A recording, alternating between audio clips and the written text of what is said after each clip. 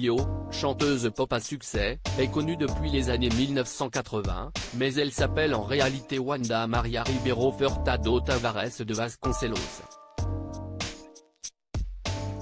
Pour commencer dans la chanson, elle a donc dû trouver un pseudonyme.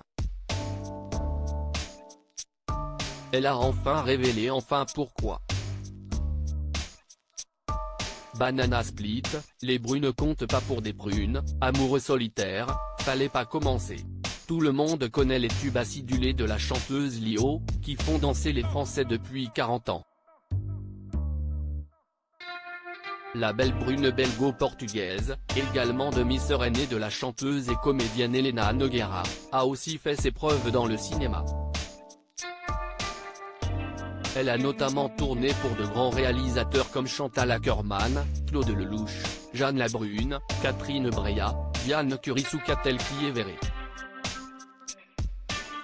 Lio est aussi une fervente féministe. La chanteuse n'hésite jamais à pousser des coups de gueule en plateau télé ou à la radio et n'a pas honte de son militantisme radical. Elle a notamment défendu corps et âme son ami Marie Trintignant, tué en 2003 par son compagnon, le chanteur du groupe Noir Désir, Bertrand Cantat.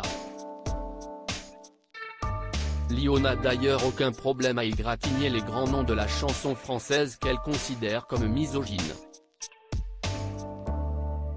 Elle a par exemple déclaré au sujet de Serge Gainsbourg sur Arte Radio en 2020 qu'il était un harceleur, tout simplement et un Weinstein de la chanson, d'une certaine manière. Lio faisait ici référence au producteur de cinéma Hervé Weinstein, accusé par plus de 90 femmes de violences sexuelles et condamné à 23 ans de prison en première instance. Une bande dessinée érotique. Si la chanteuse est très ouverte sur sa vie et ses expériences, l'origine de son pseudonyme restait pourtant inconnue. Car son vrai nom, c'est Wanda Maria Ribeiro Furtado Tavares de Vasconcelos. Comment se passe-t-on de cet état civil à rallonge à Lio? L'artiste a donné la réponse en 2020 dans Transmission, un podcast d'Arte Radio.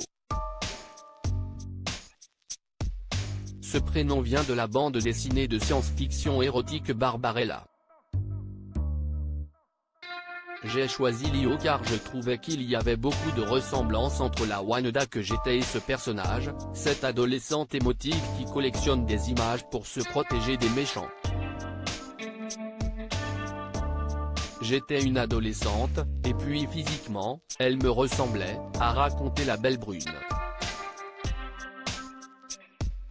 Un secret bien gardé.